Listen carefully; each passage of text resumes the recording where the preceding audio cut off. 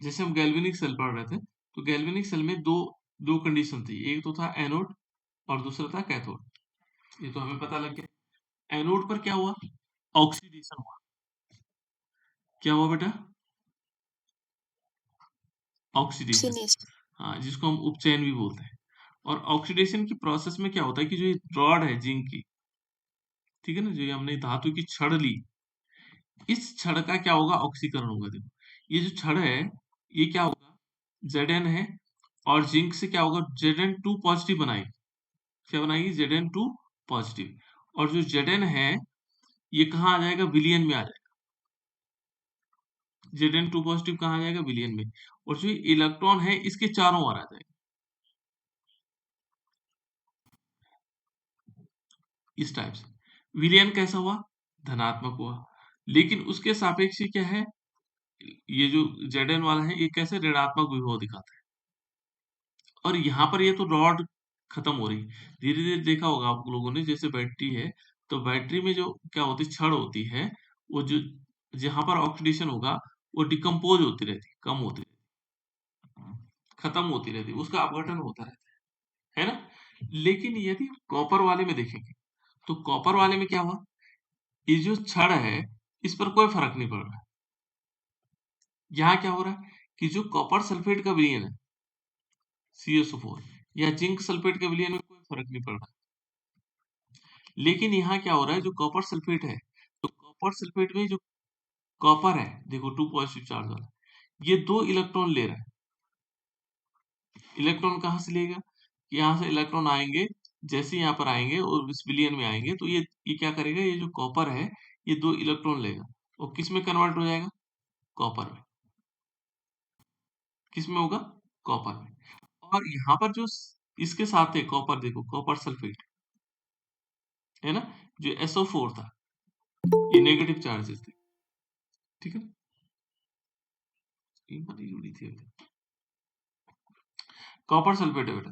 तो copper sulphate में जो सल्फेट आयन है, देखो ये बाहर निकल गए, ठीक है ना। कॉपर, इसने 2 इलेक्ट्रॉन लेकर के क्या बना दिया? कॉपर। तो यहाँ ये ध्यान रखोगे कि यहाँ तो ये डिकम्पोज हो रहा है, ये जो जिंक की छड़ क्या हो रही? कम हो रही। लेकिन यहाँ क्या होगा? कॉपर जमा हो रहा है इसमें। ये यहाँ से निकल कर कॉपर इसके चारों ओर जमा हो रहा है, इकट्ठा हो रहा है।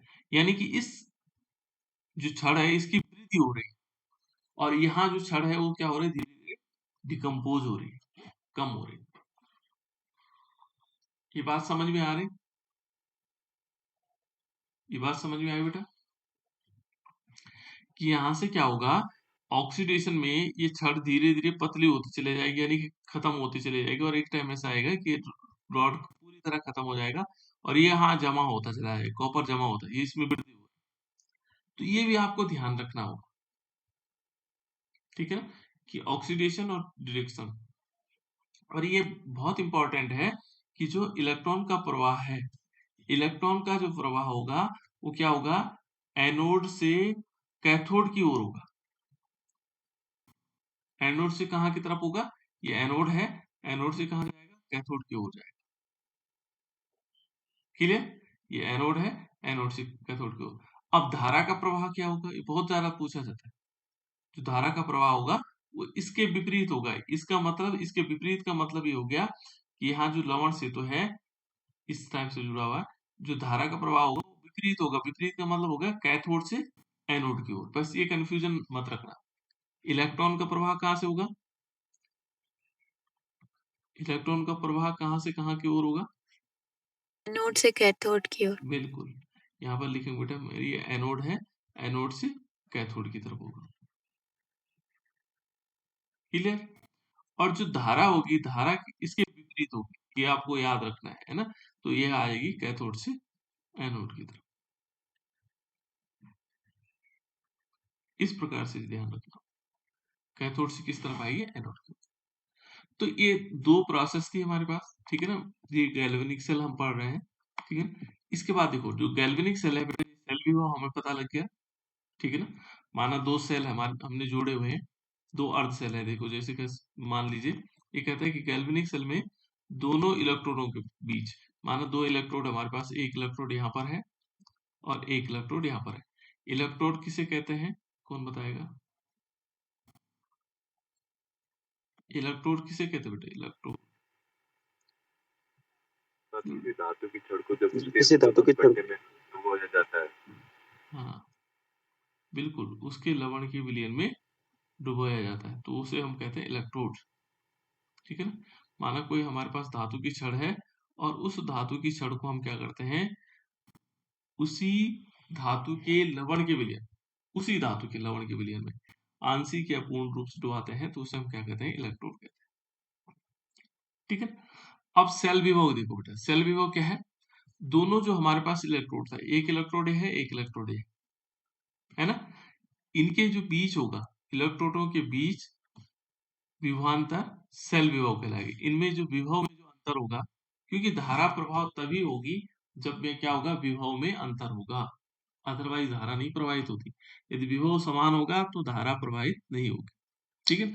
तो इनके विभव में जो अंतर है, जो विभव में अंतर होगा उसको हम कहते हैं बेटा सेल विभव। वही है सेल विभव। सेल विभव क्या है? हमारे पास क्वेश्चन आता है कि सेल विभव क्या है। तो सेल विभव क्या हो गया, दो इलेक्ट्रोड है हमारे पास, उनके बीच का जो विभवांतर होगा वो सेल विभव कहलाएगा। ठीक है? और इसको नापने के लिए जो हमारे पास होगा उसे कहते हैं बोल्ट। क्या कहेंगे उसको? बोल्ट कहेंगे। इसको हम बोल्ट के रूप में नापते हैं, इतना बोल्ट विभव है। ठीक है? अब देखो बेटा यहाँ पर एक और लाइन है, कहता है कि सेल विभव कैथोड एवं एनोड के इलेक्ट्रोड विभवों का अंतर होता है। यानी कि जो कैथोड है और एनोड है, इनके जो विभव का अंतर है उसे हम क्या कहते हैं? उसे कहा जाता है सेल विभव। लेकिन यहाँ पर बीच में इसने क्या किया, अपचयन विभव लिखा हो, ये क्या कहलाएगा? इसको हम अपचयन विभव भी कह सकते हैं, है ना? तो इसे क्या कह सकते हैं? देखो सेल वैद्युत वाहक बल भी कहा जाता है। इसको हम क्या कह सकते हैं? सेल विद्युत वाहक बल। ये बहुत ज्यादा पूछा जाता है, सेल विद्युत वाहक बल किसे कहेंगे? तो इसी को क्या कहेंगे? इसी को हम सेल क्या कहेंगे? सेल वैद्युत वाहक बल। ठीक है ना? यानी कि जो दो इलेक्ट्रोडों के विभव में जो अंतर है या अपचयन विभव है, उसी को हम क्या कहेंगे? सेल वैद्युत वाहक बल। ठीक है? इलेक्ट्रोमोटिव फोर्स भी कह सकते हैं इसको। तो ये कहा जाता है। और यहाँ पर कहते हैं बेटे इस समय जो है सेल में क्या होगा, कोई धारा प्रवाहित नहीं होती है। इस समय क्या नहीं होगी, कोई धारा प्रवाहित नहीं होगी। देखो यहाँ पर,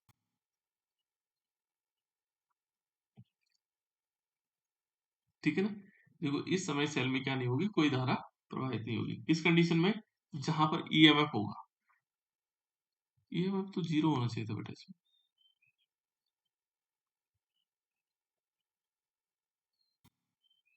जहां पर क्या होगा, सेल भी होगा। इस इंफॉर्मेशन को थोड़ा सा जो है देखना पड़ेगा ना। देखो बेटा उसके बाद कहता है, देखो गैल्वेनिक सेल को लिखते समय हम क्या करेंगे, एनोड को बाई ओर, एनोड किस तरफ लिखा जा रहा है? बाई तरफ, हमारे हाथ के बाई ओर। ये ध्यान रखना बेटा, है ना? गैल्वेनिक सेल में हमेशा ये ध्यान रखना है कि जो एनोड होगा वो बाई तरफ होगा और जो कैथोड होगा वो किस तरफ होगा? ये दाई तरफ होगा। बस ये ध्यान रखना है इसमें। अभी हम सेल रिएक्शन भी सीखेंगे। ठीक है? तो इस प्रकार से ये गैल्वेनिक सेल, देखो गैल्वेनिक सेल को लिखने के लिए जो है क्या होता है, देखो धातु, अब यहाँ पर थोड़ा हमें सेल रिएक्शन लिखनी बेटा, है ना? उसके लिए कुछ बता रहा है। देखो धातु और वैद्युत अपकेट्य के मध्य एक ऊर्ध्वाधर रेखा खींच दे। मान लीजिए हमने कहा कि हमारे पास इस प्रकार से सेल बना हुआ है। देखो ये हमने क्या किया, एक तरफ ये लिया, एक तरफ ये लिया। हमने इधर की तरफ हमारे पास क्या है, इसको क्या कहेंगे बेटा? यहाँ पर क्या है जो बाई तरफ लिख रहे हैं, क्या है? कौन बताएगा बाई तरफ? जल्दी बताओ जल्दी। एनोड। बाई तरफ है एनोड। बाई तरफ क्या हो गया बेटा? ये एनोड हो गया। ठीक है? दाहिनी तरफ क्या है? कैथोड। कैथोड। ठीक है ना? इसको हम कैथोड बोलेंगे। एनोड पर क्या होता है? जल्दी बताओ, एनोड पर क्या होता है? ऑक्सीडेशन। बिल्कुल, इसको बोलेंगे ऑक्सीडेशन, ऑक्सीडेशन। है ना? गुड। सबको याद रखना बेटा, एनोड पर क्या होगा? ऑक्सीडेशन। ये गैल्वेनिक सेल है। ठीक है ना? कैथोड पर क्या होगा? रिडक्शन। रिडक्शन। ठीक है ना? रिडक्शन, या इसको हम कह सकते हैं अपचयन कह सकते हैं, है ना? ऑक्सीडेशन में क्या होता है बेटा? इलेक्ट्रॉन त्यागते हैं। त्यागे जाते हैं। बिल्कुल, इलेक्ट्रॉन त्यागे जाते हैं, है ना?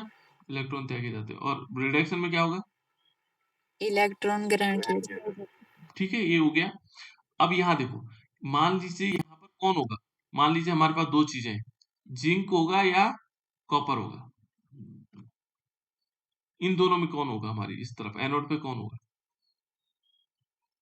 Zinc sir. बिल्कुल। यहाँ पर देखो बेटा, जो वरीयता इसमें ऊपर होगा वो हमेशा इस तरफ आएगा, इस तरफ एनोड की तरफ। तो हमने जिंक को लिया, जिंक ने क्या प्रोसेस की यहाँ पर, जिंक ने Zn2 पॉजिटिव बनाया और इसमें क्या हुआ, दो इलेक्ट्रॉन निकाले। यहाँ पर इलेक्ट्रॉन निकलने की घटना है, ठीक है, इतनी बात क्लियर आ गई। यहाँ पर क्या हुआ, यहाँ पर जो कॉपर सल्फेट का विलयन था CuSO4, है ना, इसमें से Cu2 पॉजिटिव थे और इसने क्या किया, दो इलेक्ट्रॉन ग्रहण किया और क्या बना देगा, Cu बना देगा। इतनी बात क्लियर, इतनी बात समझ में आ गई बेटा? जी सर। ठीक हो गया, है ना। अब हम सेल अभिक्रिया लिख रहे हैं, ये दो अर्ध सेल अभिक्रिया है बेटा, एक अर्ध सेल अभिक्रिया ये है और एक अर्ध सेल अभिक्रिया।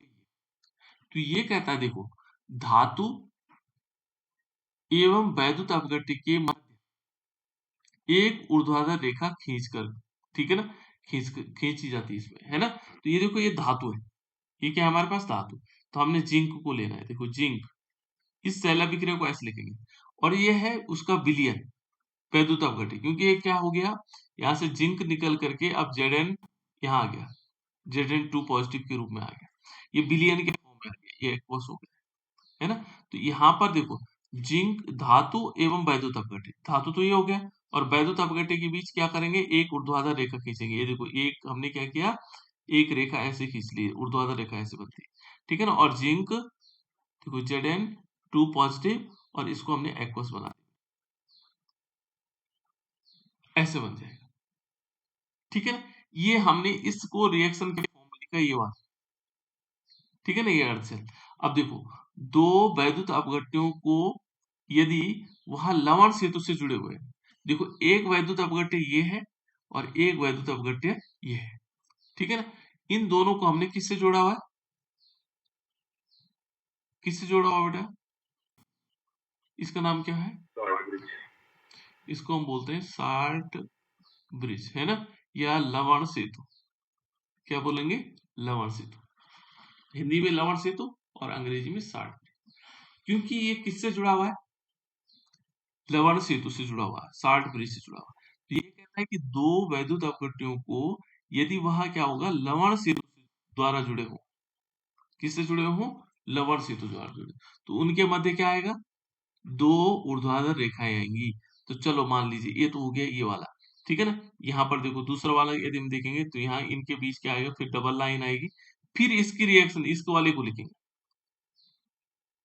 फिर क्या करेंगे, इसको लिखेंगे। तो इसको कैसे लिखेंगे, देखो यहाँ पर हम Cu2, यहाँ पर हम ऐसे लिख सकते हैं Cu2 पॉजिटिव, ठीक है ना, एक्वस, और एक सिंगल लाइन Cu, क्योंकि ये कहता है धातु और उसके विलयन के बीच सिंगल लाइन। तो ये हो गया बेटा सेल अभिक्रिया, ये क्या बन गई, सेल अभिक्रिया, ठीक है ना। इसको हम इस प्रकार से लिख सकते हैं, ठीक है ना, लिखा जाता है।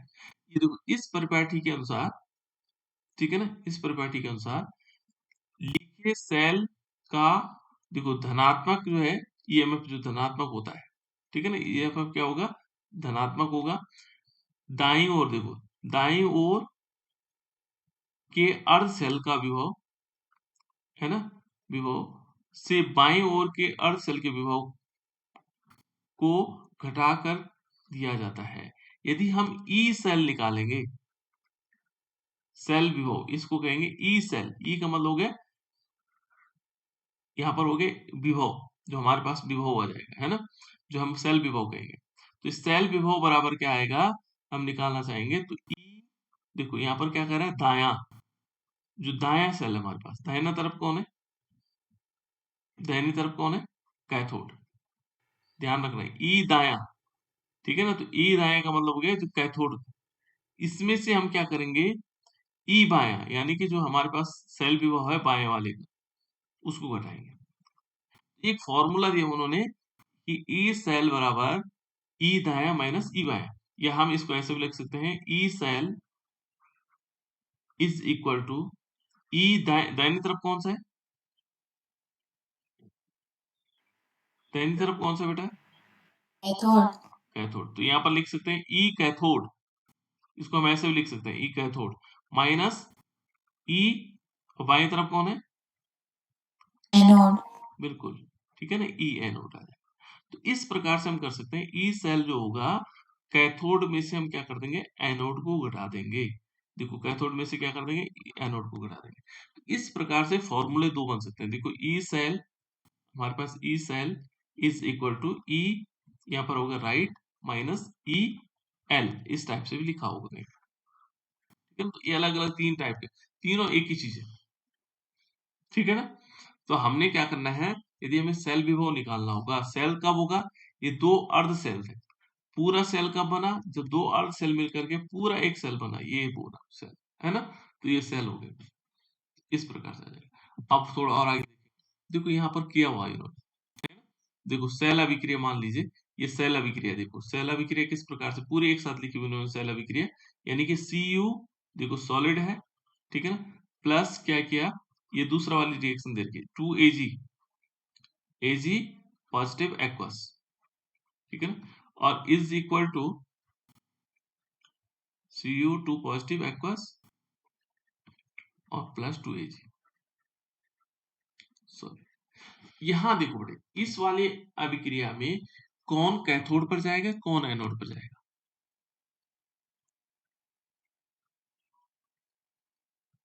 कौन होगा बेटा कैथोड इनमें? चलो जिंक और कॉपर में तो सिंपल था, जिंक तो एनोड पे जाता था, कॉपर और एजी में कौन क्या होगा, सोचो। सर कॉपर तो सर ये कॉपर एनोड पे जाएगा सर, और सिल्वर सर कैथोड पे कॉपर जाएगा। कॉपर सर एनोड पे आएगा, और सर ये जी सर कैथोड पे। बिल्कुल, यहाँ ये इससे पता लगाना है। कैसे, यहाँ देखो, ये हमारे पास सॉलिड है,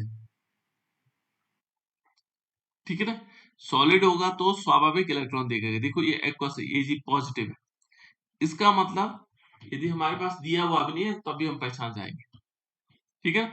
कॉपर यदि देखोगे तो कॉपर से और एजी, ये तो सॉल्यूशन के फॉर्म में होगा, है ना, जो भी होगा, हो सकता है सिल्वर हाइड्रोक्साइड के फॉर्म में हो, एजीवाइज के फॉर्म में हो, ये किसी और फॉर्म में हो। तो इसका मतलब ये किस में है, हमारे पास दो चीजें थी, जब हम छड़ को क्या कर रहा था, डिकम्पोज हो रही थी, और देखो कॉपर से, देखो कॉपर से यहाँ से पता लग सकता है, कॉपर से CO2 पॉजिटिव हुआ, कॉपर था हमारे पास, और कॉपर से क्या हुआ, ये देखो कॉपर से ये CO2 पॉजिटिव हुआ, कब होता है ऐसा, कॉपर से CO2 पॉजिटिव कब बनेगा, कौन सी क्रिया के दौरान बनेगा, जब ऑक्सीडेशन हो। बिल्कुल, ऑक्सीडेशन होगा। बिल्कुल, क्योंकि कॉपर से कॉपर 2 पॉजिटिव तो क्या होगा, ऑक्सीडेशन के दौरान बनेगा, क्योंकि दो इलेक्ट्रॉन त्यागेगा तभी तो इसमें 2 पॉजिटिव आएगा, इसका मतलब ऑक्सीडेशन होगा। ऑक्सीडेशन कहाँ आएगा, कहाँ पर होगा ऑक्सीडेशन, एनोड पे आएगा सर, बिल्कुल एनोड पर एनोड पे। आएगा, ठीक है ना। दूसरी वाली प्रोसेस देखो बेटा, यहाँ Ag है, इस पर क्या है, एक पॉजिटिव चार्ज है, ठीक है ना, और ये कन्वर्ट हो रहा है किसमें, Ag में, तो इसने क्या किया होगा, एक इलेक्ट्रॉन ग्रहण किया होगा, तभी तो यहाँ पर ऐसा हुआ होगा, है ना, दो Ag होंगे तो दो इलेक्ट्रॉन आएंगे, ठीक है ना, 2Ag बनेगा, इसने दो इलेक्ट्रॉन ग्रहण किए, तब जाकर के क्या बनाया इसने, Ag बनाया, यानी कि इसमें रिडक्शन हुआ। रिडक्शन कहाँ आता है, कैथोड पर होता है, ये गैल्वेनिक सेल के लिए, है ना, मैं बार बार कह रहा हूँ गैल्वेनिक सेल के लिए, अभी हम आगे पढ़ेंगे तो थोड़ा डिफरेंट हो जाएगा, है ना। तो हमने क्या करना है, दो सेल लेनी, दो अर्ध अभिक्रियाएं लेनी, तो पहली अर्ध अभिक्रिया ये आ जाएगी, देखो दो अर्ध अभिक्रिया है इसमें, ठीक है ना। तो देखो पहले वाली देखो, ये इसमें क्या है, ये क्या हुआ, ये हुआ रिडक्शन, ये हुआ बेटा रिडक्शन, ये क्या हुआ, रिडक्शन, जिसको हम कहते हैं अपचयन, ये अपचयन हुआ। इसमें क्या हो रखा है ना, कि ऑक्सीकरण बड़ा सा दिखाई दे रहा है इसमें, है ना, लेकिन ये ऊपर से देखेंगे, देखो यहाँ पर ये देखेंगे तो ये कैथोड पर क्या होगा, अपचयन होगा, ये अपचयन हो गया, ठीक है ना। यहाँ क्या हो रहा है, देखो ये ऑक्सीडेशन यहाँ हो रहा है नीचे, इसमें हो रहा है, ठीक है ना। अब इसको यदि हम सेल रिएक्शन के फॉर्म में लिखेंगे, ये देखो ये ऊपर हमने ऐसी लिखी हुई थी, Cu सॉलिड प्लस इस टाइप के फॉर्म में, है ना। फिर हमने अर्ध सेल अभिक्रियाएं बनाई, दो अर्ध सेल अभिक्रिया बनाई, ठीक है ना। अब इसको सेल अभिक्रिया के फॉर्म में लिखते हैं, जो हमने सेल अभिक्रिया पहले लिखी, क्योंकि यदि हम इसको देखेंगे तो ये साल्ट ब्रिज के द्वारा जुड़ा होगा, है ना। तो देखो पहले वाले में क्या हुआ, ऑक्सीडेशन वाले को पहले लिखेंगे, क्योंकि पहला देखो Cu से किस में कन्वर्ट हुआ बेटा, ये Cu सॉलिड था, और ये किस में कन्वर्ट हुआ, Cu में, यानी कि जो Cu2 पॉजिटिव है, यहाँ ये देखो ये धातु और उसका क्या होगा, वैद्युत अपघट्य, उनके बीच क्या आएगा, सिंगल लाइन, ठीक है ना, और एक्वस। अब देखो दूसरे वाला, ये दूसरा वाला है तो ये साल्ट ब्रिज डबल लाइन खींचेगा, ठीक है ना। फिर क्या होगा, Ag प्लस, जो Ag प्लस हो गया, यहाँ दो संख्या लिखने की जरूरत नहीं बेटा, है ना, जैसे यहाँ हमने दो लिखा तो इसकी जरूरत नहीं, ये तो अपने आप ही होगा, ये तो बैलेंस करने के लिए हमने लिखा इसको, है ना, पर यहाँ पर नहीं लिखेंगे हम, ठीक है। तो यहाँ पर क्या है, Ag, ये एक्वस होगा, AQ का मतलब क्या होगा, जलीय है ना, विलियन के फॉर्म में, है ना, और एक इसमें कन्वर्ट होगा Ag सॉलिड, एक सिंगल लाइन फिर तो ये हमारे पास सेल अभिक्रिया होगी। अब इसके लिए सेल अभिक्रिया के लिए देखेंगे, यहाँ पर देखेंगे तो ई सेल कैसे निकाला जाता है, जो ई सेल निकालेंगे हम, ई सेल, ठीक है ना। तो ई सेल में से क्या करते हैं, क्या लिखा था हमने अभी, ई कैथोड माइनस ई एनोड, बिल्कुल, ई राइट माइनस ई लेफ्ट, ऐसे तो पता है, पहले राइट वाला आएगा फिर लेफ्ट वाला आएगा, यानी कि इसका मतलब क्या आएगा, ये बराबर हुआ ई कैथोड, ई कैथोड में से हम क्या करेंगे, एनोड को माइनस कर देंगे, ठीक है बेटा, क्लियर, इतनी बात समझ में आ गई। फिर यहाँ देखो बेटे, इसमें क्या होगा, यहाँ पर जो कैथोड पर कौन है, इसमें कैथोड पर कौन है, Ag वाला है कि नहीं, ई वाला है, Ag वाला है ना, Ag वाला हमारे पास कैथोड है, तो हम इसको ऐसे भी लिख सकते हैं, E, और जो कैथोड पर रिएक्शन है, कैथोड पर कौन सा है, देखो यहाँ पर लिखेंगे Ag, Ag प्लस, और यहाँ सिंगल लाइन Ag, ये तो हुआ, है ना। और इसमें से माइनस कर देंगे, देखो इसमें से क्या माइनस करेंगे, ये माइनस का चिन्ह लगाया, एनोड पर कौन, एनोड पर कौन है, बिल्कुल, यहाँ आएगा Cu2 पॉजिटिव ऑब्लिक Cu, इस प्रकार से हम दिखा देंगे बेटा, और ये आ जाएगा ई सेल, इसको क्या कहेंगे, ई सेल, ई सेल भी क्या लिख सकते हैं, Ag और इस कॉपर को लिख सकते हैं, ठीक है। तो इस प्रकार से आ जाएगा बेटा। अब देखो ये है हमारे पास पहले वाला क्लियर, समझ में आ गया, पहला वाला समझ में आ गया बेटा, सेल अभिक्रिया लिखने आ गए हमें। अब देखो इसमें है एक नेक्स्ट टॉपिक है, ये है इलेक्ट्रोड विभव।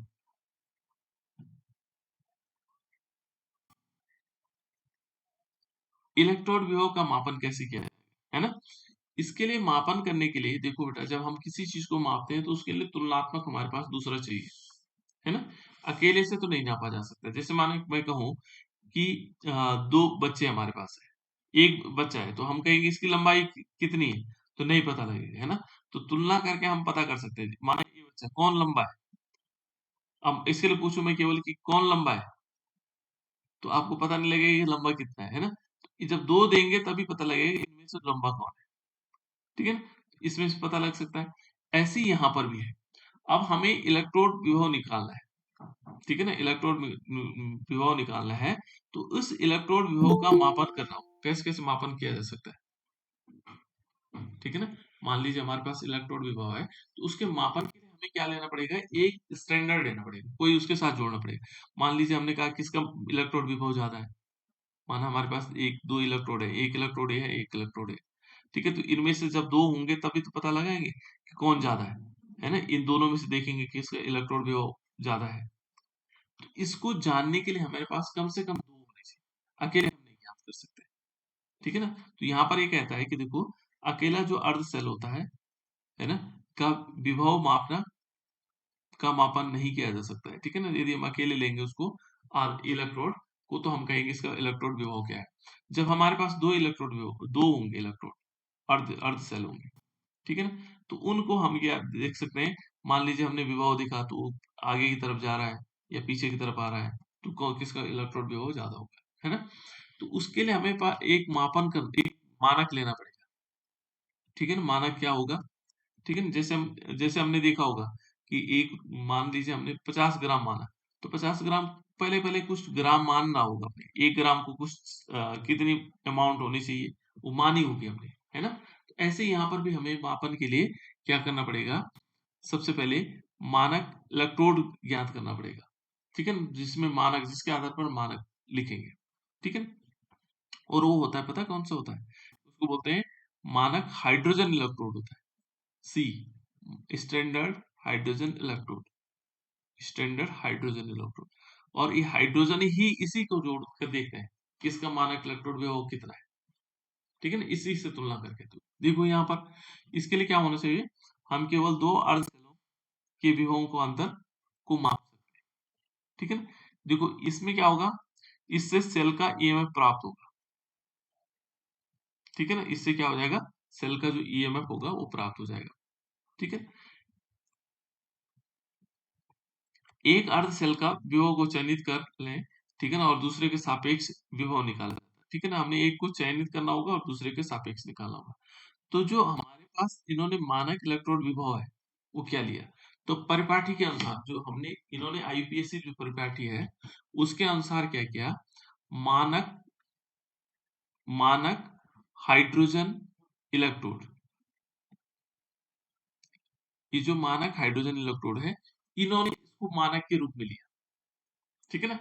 और यदि इसको क्या माना, इसका इलेक्ट्रोड विभव क्या माना, जीरो माना, इसका इलेक्ट्रोड विभव कितना है, जीरो।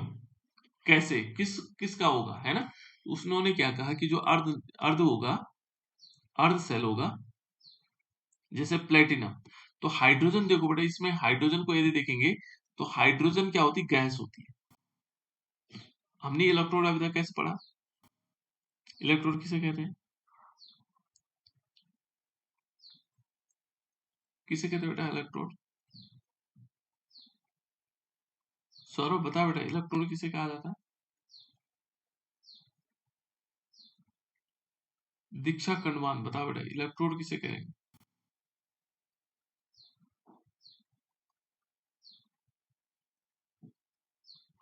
बताओ बेटा, दीक्षा कंडवान है क्या, यस सर। हाँ बता बेटा, इलेक्ट्रोड किसे कहेंगे, सेल के दो भिन्न भागों में होने वाले अपचयन अर्ध अपक्रिया का पर इलेक्ट्रॉनों पर होती है।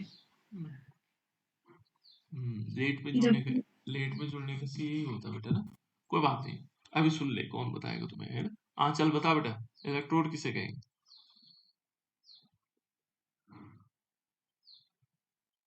हाँ चल, है ना।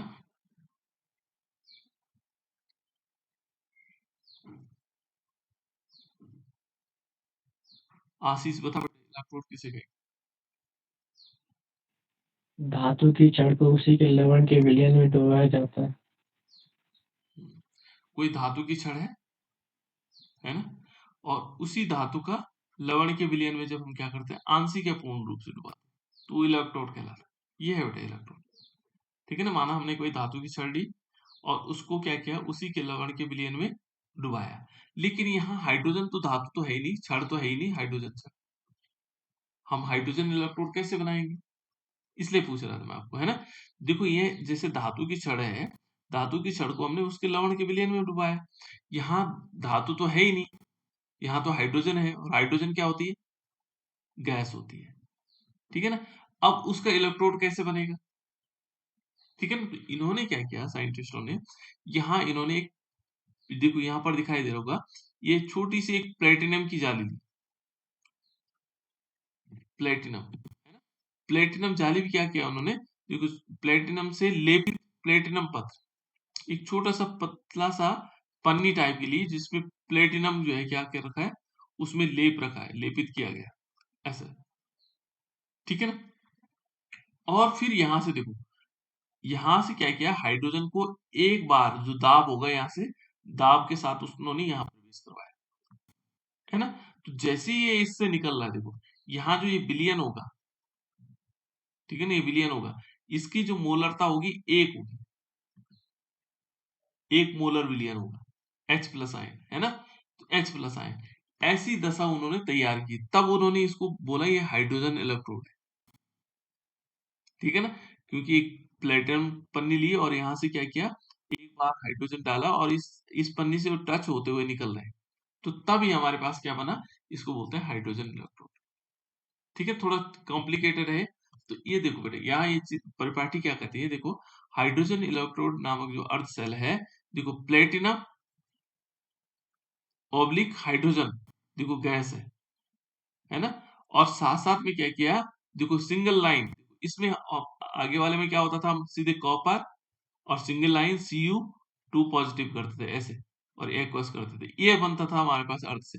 लेकिन यहाँ जो हाइड्रोजन होगा होगा इसमें प्लेटिनम होगा, प्लेटिनम फालतू का हो गया, प्लेटिनम सॉलिड्स, फिर क्या होगा, एक सिंगल लाइन होगी, फिर क्या होगा, हाइड्रोजन गैस, फिर एक सिंगल लाइन और होगी, और फिर क्या होगा, H+ आयन होगा, क्योंकि 1 मोलर विलियन भी इसकी सांद्रता वाला, तब जाकर के ये क्या होता है, ये हाइड्रोजन इलेक्ट्रोड निरूपित होता है, और कौन सा वाला, इसी को स्टैंडर्ड हाइड्रोजन इलेक्ट्रोड कहा गया, ठीक है ना।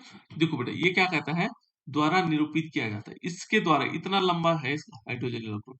बाकी देखो जिंक इलेक्ट्रोड बनाते हैं तो क्या करते हैं, जिंक ऑब्लिक और क्या आएगा, जिंक 2 पॉजिटिव, और ये आइकोस कर देते हैं, ठीक है ना। कॉपर इलेक्ट्रोड हमने ये बना दिया, सिल्वर इलेक्ट्रोड यदि बनाना होगा तो Ag, ठीक है ना, Ag पॉजिटिव, मान लीजिए हम दिखा रहे हैं Ag ऑब्लिक, क्या होगा, इस टाइप से दिखा देंगे। लेकिन यदि हमें क्या दिखाना होगा, हाइड्रोजन इलेक्ट्रोड दिखाना होगा, ध्यान रखना हमेशा, तो हाइड्रोजन इलेक्ट्रोड को कैसे दिखाएंगे, पहले आएगा प्लेटिनम, इस सॉलिड फॉर्म में है, फिर सिंगल लाइन खींचेंगे, फिर आएगा हाइड्रोजन, ये गैस फॉर्म में है, ठीक है ना, फिर आएगा एक सिंगल लाइन, फिर क्या आएगा, H+ आएगा, और ये कैसे फॉर्म में, एक्वस फॉर्म में। तो ये है बेटा, इतना लंबा जो एरिया है, ये है किसका होगा, हाइड्रोजन इलेक्ट्रोड का, ठीक है ना। इसके द्वारा हम इसको निरूपित करते हैं, ये किसने बताया, ये बताया हमें IUPAC परिपाटी, ठीक है ना। जो परिपाटियां होती है, जो केमिस्ट्री को मानक निर्धारण करती है, वो IUPAC है ना। तो यहाँ वो द्वारा निरूपित किया जाता है, इसका जो विभव होगा, इसका जो विभव होगा निम्न अभिक्रिया के संगत समस्त तापों पर शून्य निर्दिष्टित किया गया है। उन्होंने कहा कि इसका भाई जो EMF होगा वो शून्य होगा, क्या होगा इसका EMF, इलेक्ट्रोमोटिव सेल विभव क्या होगा, शून्य होगा, ये शून्य के बराबर है। अब इसके साथ जो जोड़ेंगे, मान लीजिए, देखो कैसे समझना है आपने, ठीक है, ये तो समझ में आ गया हाइड्रोजन इलेक्ट्रोड कैसे हुआ, ये समझ में आ गया बेटा, हाइड्रोजन जी इलेक्ट्रोड सर। समझ में आ गया। अब हमने क्या किया, मान लीजिए हमने जिंक लिया, ठीक है ना, और जिंक के साथ हमने हाइड्रोजन को जोड़ा, इन दोनों के इलेक्ट्रोड, है ना। तो हमें मान लीजिए ज्ञात करना था जिंक का, क्या ज्ञात करना था, EMF, है ना, कितना EMF होगा। तो हमने क्या किया, अभी तो हमें ये ध्यान रखना है कि एनोड लिखा, एनोड जो जिसमें ऑक्सीडेशन होगा वो कहाँ आएगा, बाई तरफ आएगा। तो हमने नहीं मालूम इसमें किसमें ऑक्सीडेशन हो रहा है, किसमें क्या हो रहा है। तो हमने क्या किया, एक तरफ लिया जिंक और दूसरी तरफ लिया हाइड्रोजन इलेक्ट्रोड, ये मान लो अभी ऐसे दिखा रहा हूँ, जबकि ऐसा नहीं दिखाएंगे इसको, है ना, इसका थोड़ा तरीका अलग होता है। पहले हाइड्रोजन इस टाइप से दिखाएंगे, यहाँ से बार एक बार दिखाएंगे, फिर उस टाइप से, फिर क्या होगा उसमें नीचे एक पन्नी दिखाएंगे, वहां से हाइड्रोजन गैस को दिखाएंगे, इस टाइप से होगा, है ना, ऐसे।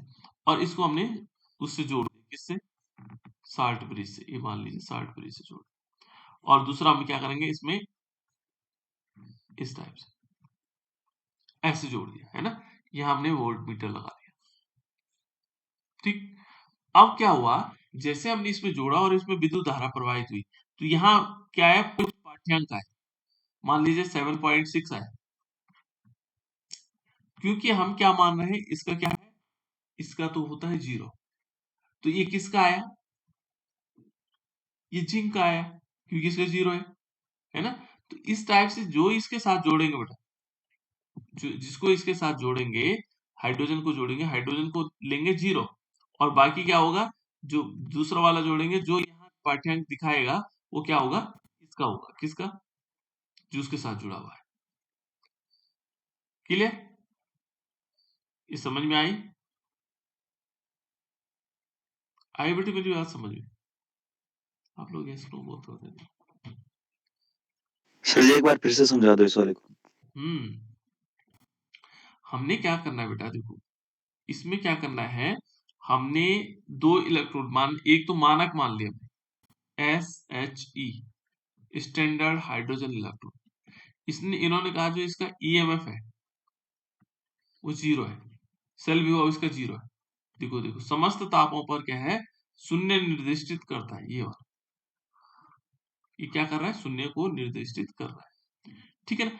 अब हमने जिसके साथ इसको जोड़ेंगे, मान लीजिए इसको हमने पहले ये लिया, ठीक है ना, ये हाइड्रोजन इलेक्ट्रोड था और इसको हमने अभी की बार कॉपर से जोड़ा।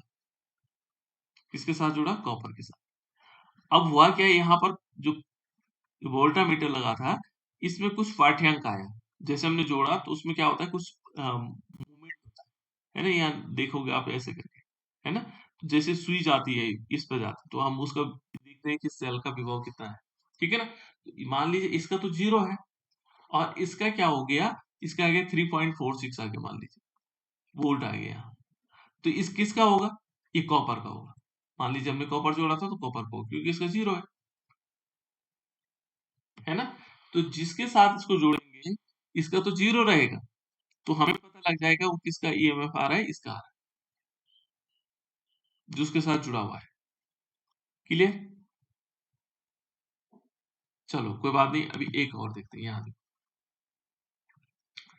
देखो बेटे, ये है मानक हाइड्रोजन इलेक्ट्रोड। पहले इसके बारे में समझ लेते हैं। तो देखो मानक हाइड्रोजन इलेक्ट्रोड क्या है, देखो मानक हाइड्रोजन इलेक्ट्रोड क्या होता है बेटा, प्लेटिनम ब्लैक, ये जो है ये जो हमारे पास होगा प्लेटिनम ब्लैक, इससे लेपित एक इलेक्ट्रोड होता है, ठीक है ना। यहाँ पर हमने क्या किया, इसको इसका लेपन किया प्लेटिनम ब्लैक से। क्लियर, ये प्लेटिनम ब्लैक था, इससे हमने उसको लेपित किया। दूसरा कहता है देखो इलेक्ट्रोड अम्लीय विलयन में डूबा होता है। निजमित का निमजित का मतलब होता है डूबा हुआ है। देखो ये किस में डूबा हुआ है, अम्लीय विलयन, मान लीजिए हो सकता है HCl हो, लेकिन इस HCl की मोलरता कितनी होगी,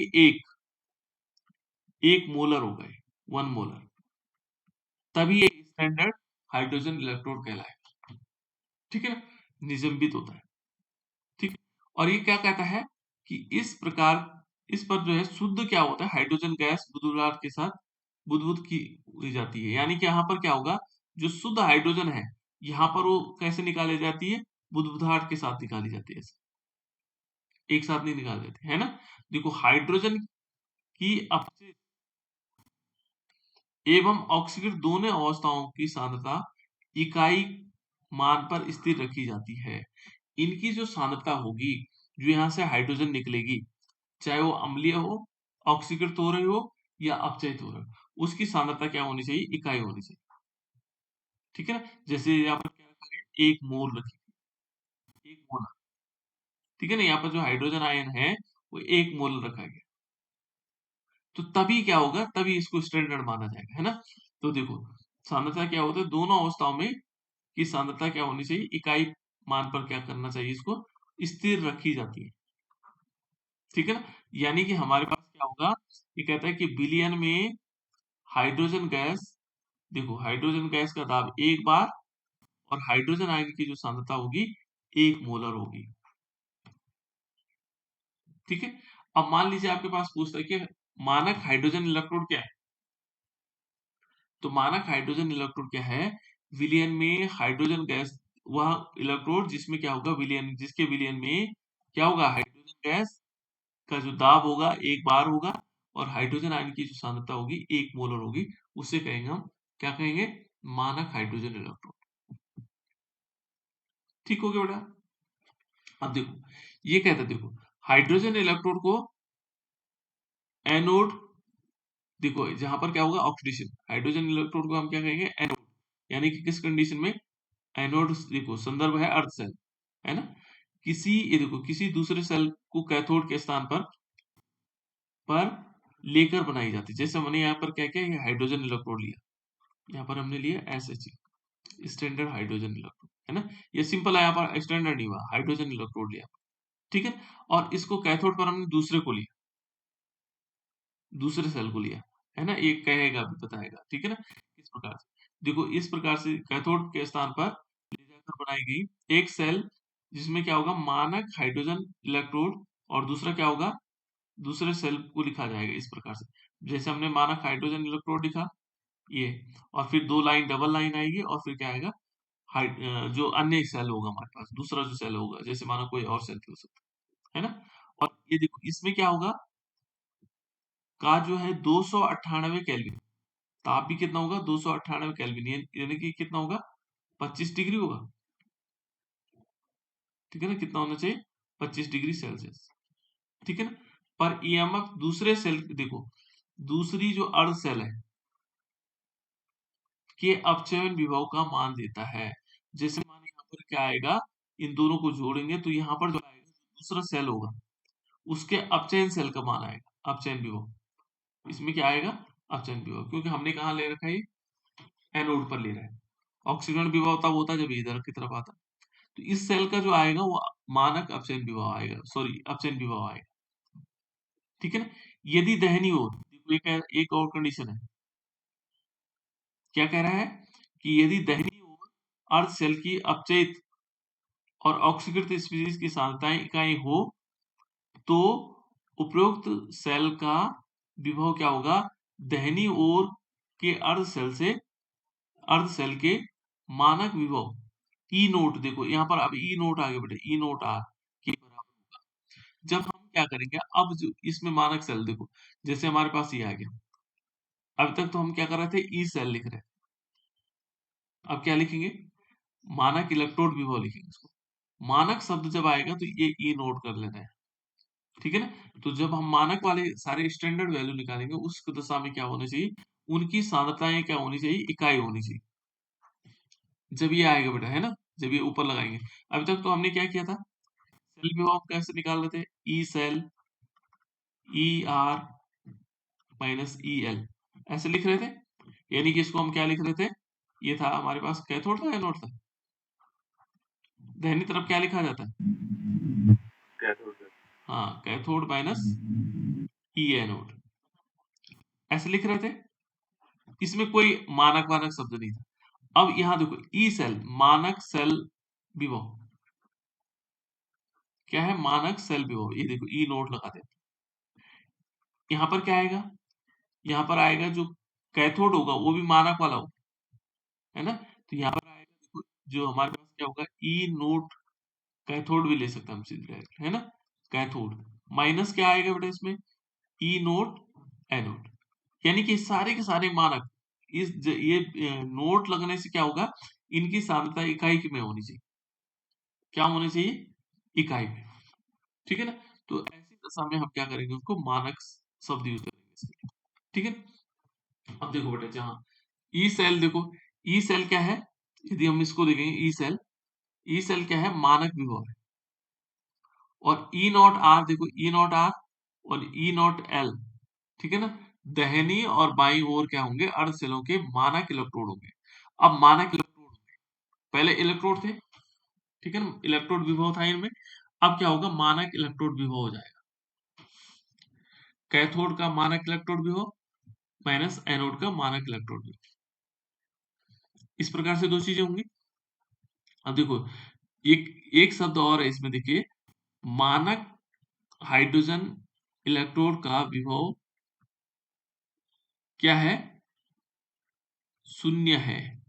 देखो मानक जो हमारे पास क्या होगा, मानक हाइड्रोजन इलेक्ट्रोड का विभव क्या है, शून्य है, होता है, तो क्या हो जाएगा, मान लीजिए हमारे पास जो मानक हाइड्रोजन इलेक्ट्रोड है, ये कैसे है, इसका जो विभव होगा वो क्या होगा, शून्य होगा। ये अभी तक चिन्ह परिपाठी ने बताया ना, कि जो हमने इलेक्ट्रोड क्या लेना है, इलेक्ट्रोड हाइड्रोजन इलेक्ट्रोड का वो लेना है, वो शून्य लेना है। तो ये कहता है कि जो मानक, जो हमारे पास शब्द आया नया, मानक जो हाइड्रोजन इलेक्ट्रोड है, यदि उसका विभव क्या है, शून्य हो, तो हमारे पास जो, यदि हम सेल विभव निकालना चाहेंगे, तो सेल विभव क्या आएगा, देखो यहाँ पर सेल विभव ई नोट सेल इज इक्वल क्या आएगा, ई नोट आर। देखो ई नोट आर पे कौन आता बेटा,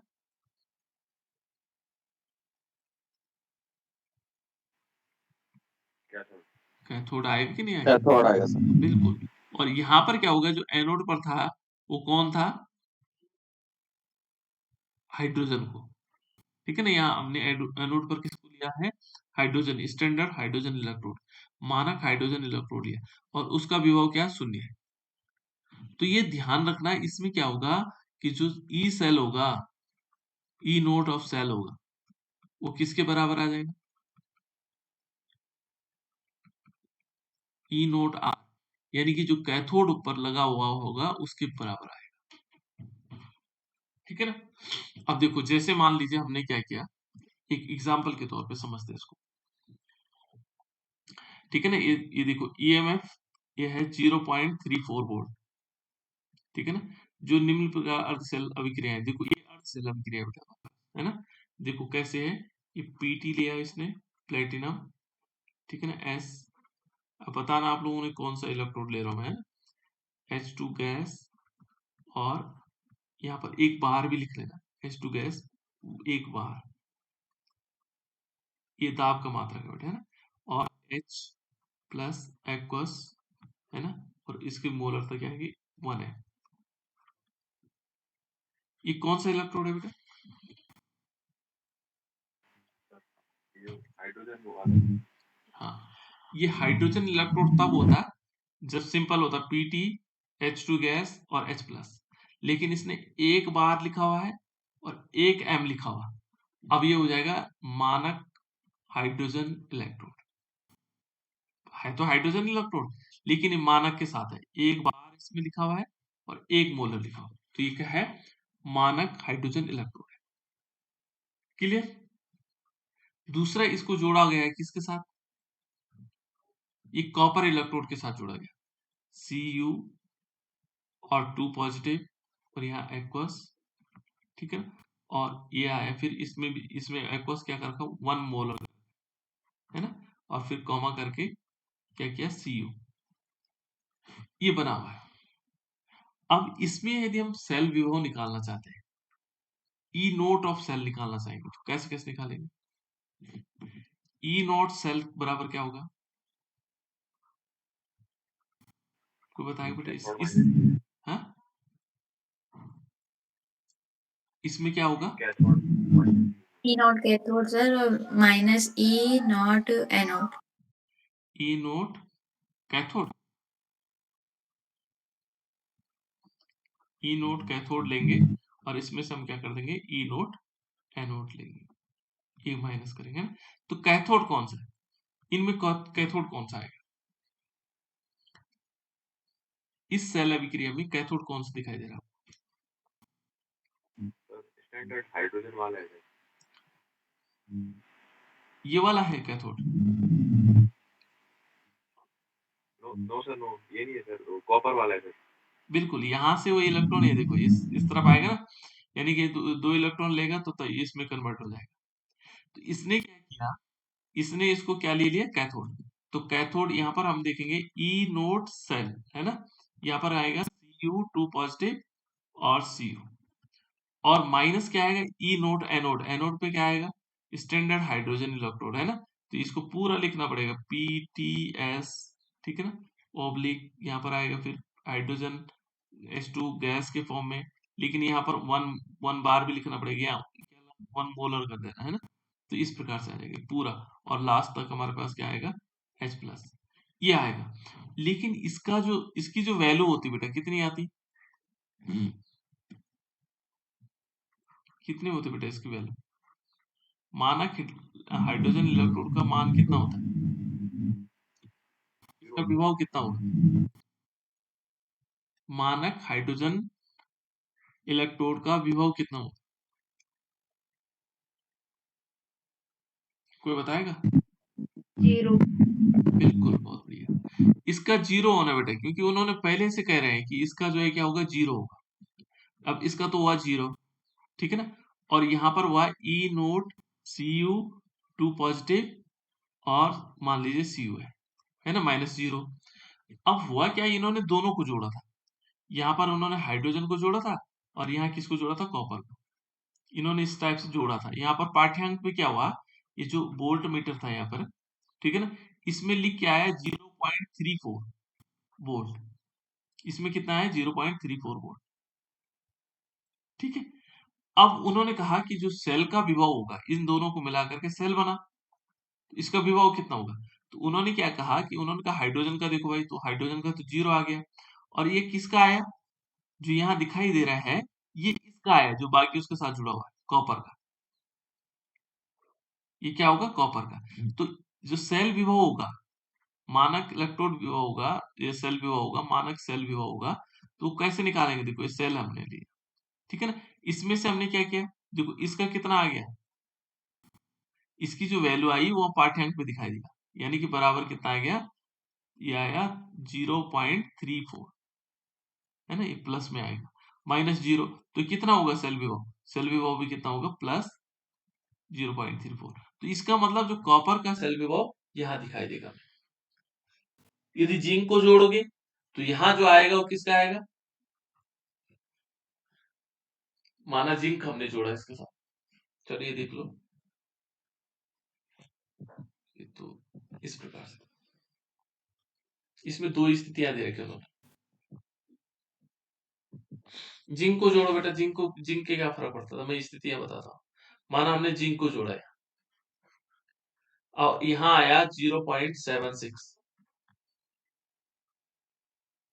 तब क्या होगा, नहीं समझ में आ रहा है, think।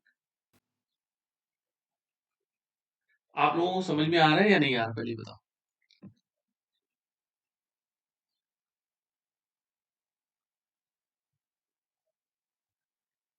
आए बेटा समझ में, कोई तो बता दो, कोई नहीं बता रहा। सर इसको जोड़ा कहाँ पे, कैथोड जोड़ा है ना, हाइड्रोजन मान लो। देखो बेटा, इस समय हम ना कैथोड बना रहे हैं ना एनोड बना रहे हैं, ठीक है ना, इस समय हम उसके साथ सीधे जोड़ दे रहे हैं, ठीक है ना, वो तो बाद में, अभी जब धनात्मक इंगित करेगा तब क्या होगा, कैथोड पे आएगा, दो स्थितियां आएंगी, वो स्थितियां मैं आगे बताने वाला था। अभी केवल इतना समझ लो कि मान लीजिए एक आदमी ये है ना, और एक आदमी ये है, इनमें बड़ा कौन, तो हमने फटक से देख लिया ये बड़ा है ना, फिर एक आदमी और खड़ा किया इसके साथ, ये वाला किया, तो अब हमने कहा बड़ा कौन, तो हमें फटाक से पता लगा नहीं ये तो हाइड्रोजन ही वाला बड़ा है ना, जो इससे बड़ा होगा तो इसका मतलब है माइनस में वैल्यू आई। अभी तो केवल सिंपल हम देख रहे हैं कि इनमें से कौन क्या कर रहा है ना। यदि हम हाइड्रोजन को देखेंगे इसका 0 है, तो जितनी, मान लीजिए हमने जिंक को जोड़ा इसके साथ, तो जिंक ने यहाँ मान लीजिए 0.76 दिखाया, तो ये किसका विभव आया, इसका, क्योंकि इसका तो 0 है ना। कॉपर को जोड़ा, मान लीजिए कॉपर का कितना है, 0.34 है, वोल्ट है, यहाँ पर दिखाई दिया हमें, तो हमने कहा अच्छा चलो ये तो किसका है, कॉपर का है, ठीक है ना। तो इस प्रकार से हमें देखना है, क्योंकि इसको परिपाटी के अनुसार, आईपीसी परिपाटी के अनुसार इसको शून्य माना गया है, ठीक है। चलो अब ये पहले इसको देखते हैं, इनकी स्थितियों को देखते हैं, यहाँ से समझ में और क्लियर होगा। देखो बेटे, इसमें प्रथम स्थिति दे रखी है इन्होंने। प्रथम स्थिति में क्या होगा, ये कहता है कि मानक इलेक्ट्रोड विभव, मानक इलेक्ट्रोड विभव को हम कैसे दिखाते हैं, ई नोड सेल, क्योंकि मानक शब्द यूज हुआ है। मानक शब्द में हमेशा ध्यान रखना है कि यहाँ पर क्या होगा, जो इनकी मात्रा होगी वो इकाई में होगी, जो इनकी सांद्रता होगी वो इकाई में होगी, ठीक है ना, मानक शब्द के लिए यूज होता है। देखो, मानक इलेक्ट्रोड विभव धनात्मक मान इंगित करता है, मान लीजिए उसने क्या किया, धनात्मक दिखाता है ना, धनात्मक दिखा प्रदर्शित करता है, तो हम क्या मानेंगे, देखो कॉपर 2+ आयन, 2+ आयन और हाइड्रोजन प्लस आयन की तुलना आसानी से क्या हो सकती है, आसानी से अपचयित हो जाते हैं। देखो क्या कह रहे हैं, कॉपर आयन और हाइड्रोजन आयन, देखो कॉपर जो आयन होगा हाइड्रोजन आयन की तुलना में क्या होगा, आसानी से अपचयित हो जाएगा। जो ये कॉपर आयन है ना हमारे पास, ये हाइड्रोजन की तुलना में क्या होगा, आसानी से अपचयित हो जाएगा, ठीक है ना। यदि क्या है, मान धनात्मक है, तो पहले कंडीशन यदि क्या होगा, मान क्या होगा, धनात्मक होगा, तो जो हमारे पास Cu2 पॉजिटिव है वो H प्लस आयनों की तुलना में, जो H प्लस आयन है इनकी तुलना में जल्दी अपचयित हो जाएगी, ये अपचयित होगा। ठीक है। दूसरा कह रहा है इसके विपरीत दूसरा है प्रक्रम। देखो इसका विपरीत प्रक्रम जो है संभव नहीं होगा। ठीक है, इसका विपरीत का प्रक्रम संभव नहीं होगा, यानी कि ये क्या नहीं होगा, ये हाइड्रोजन अपचयित नहीं होगा इस कंडीशन। देखो अर्थात देखो ये कह रहा है मानक परिस्थितियों में, जो मानक परिस्थितियां होंगी में जो हाइड्रोजन आयन होंगे कॉपर को ऑक्सीकृत नहीं कर सकते। क्या नहीं कर पाएंगे? ऑक्सीकृत नहीं कर पाएंगे। दो चीजें हैं बेटा यहाँ पर, एक और समझना पड़ेगा हमें। एक तो होता है ऑक्सीकृत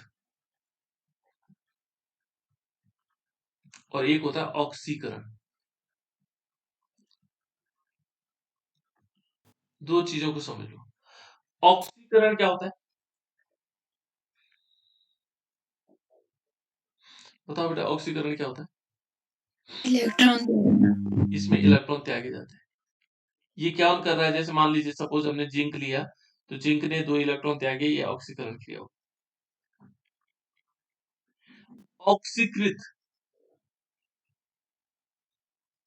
ये ऑक्सीकृत ये हो रहा है। ठीक है ना। और ऑक्सीकारक कौन हुआ? ऑक्सीकारक कौन सा हुआ? कोई बता सकता है ऑक्सीकारक क्या हुआ? ऑक्सीकृत तो ये हुआ, ऑक्सीकरण एक क्रिया हुई है ना। ऑक्सीकारक कौन हुआ? यहां देखोगे तो ऑक्सीकारक होगा कॉपर। कंफ्यूजन मत होना, ध्यान रखना। जो किसी दूसरे का ऑक्सीकरण कर दे, ये क्योंकि ये इलेक्ट्रॉन लेता है तो ये इलेक्ट्रॉन यहां से ले लेगा तो ये ऑक्सीकारक हो जाएगा। ये इसका ऑक्सीकरण कर रहा है, ये ऑक्सीकारक है जो ऑक्सीकरण की क्रिया को करेगा, करवाएगा दूसरे से। ठीक है। यहां ऑक्सीकृत कौन हो रहा है? ये जिंक हो रहा है। ऑक्सीकरण ये क्रिया हो रही है, इलेक्ट्रॉन त्यागना हो गया। तीन शब्द याद हो जाने चाहिए आपको। ठीक है ना। तो यहां पर देखो ये क्या कहता है कि देखो ये यदि हम मानक परिस्थिति में देखेंगे तो हाइड्रोजन आयन, जो हाइड्रोजन आयन होगा H प्लस आयन होगा, वो कॉपर को ऑक्सीकृत नहीं कर सकता है। वो कॉपर को क्या नहीं करेगा? ऑक्सीकृत नहीं करेगा। ये ऑक्सीकृत नहीं कर पाएगा ये हाइड्रोजन आयन। यानी कि जो कॉपर है इससे इसको ऑक्सीकृत करना, ऑक्सीकृत कब होगा? जब ये कॉपर 2 पॉजिटिव और 2 इलेक्ट्रॉन लेगा, ऐसा नहीं कर पाएगा हाइड्रोजन। समझ में आ रहा है? जो हाइड्रोजन आयन है ये इसको, जैसे यहाँ कॉपर क्या कर रहा है, जिंक को ऑक्सीकृत कर दे रहा है, लेकिन हाइड्रोजन ये ऑक्सीकारक के रूप में नहीं है। ठीक है ना। ये कह रहा है कि जो कॉपर है, कॉपर को ऑक्सीकृत नहीं कर सकता है। ठीक है। तो इसको हम क्या कहेंगे बेटा? मुझे लग रहा है ये थोड़ा टॉपिक लंबा चला जाएगा, इसको मैं फिर कल बताता हूँ आप लोगों को।